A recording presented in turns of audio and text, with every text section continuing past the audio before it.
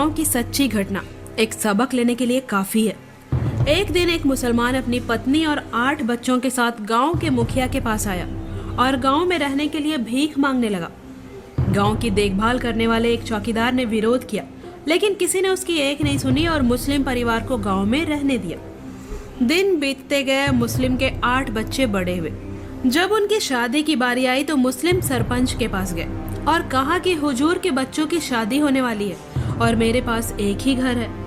तो गांव वालों ने उसे एक बंजर जमीन दी और कहा कि तुम उस पर घर बनाओ।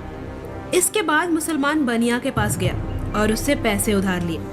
कुछ समय के बाद उन 8 बच्चों से 74 बच्चे पैदा हुए और देखते ही देखते लगभग 30 वर्षों में उस गांव में मुसलमानों की आबादी 40% हो गई।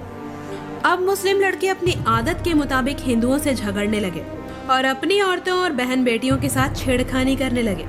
धीरे धीरे प्रत्येक हिंदू अपने परिवार के साथ स्वेच्छा से गांव छोड़ने लगा। एक दिन गांव के मुख्य मंदिर को मुसलमानों ने तोड़ दिया और उस पर मस्जिद बनाने लगे। फिर बाकी हिंदुओं ने उन्हें रोकना शुरू किया। तब मुसलमानों ने कहा कि जो कोई अल्लाह के काम में बाधा डालता है उसे काट दो। बाकी हिंदुओं ने इस झगड़े में न पड़ते हुए गांव छोड़ दिया और जाते जाते रास्ते में चौकीदार से कहा कि हमने तुम्हारी एक नहीं सुनी और उस मुस्लिम व्यक्ति पर भरोसा किया, जिसके कारण ही आज हमें गांव छोड़ना पड़ रहा है। उस गांव का नाम पंचवटी से बदलकर रहीमाबाद कर दिया गया है। ये गांव महाराष्ट्र के अमरावती जिले में स्थित है। ये कहानी नहीं है, सत्य घटना है और ऐसी ही कहानी भारत के कई गांव और कई शहरों में मिल जाएगी आपको।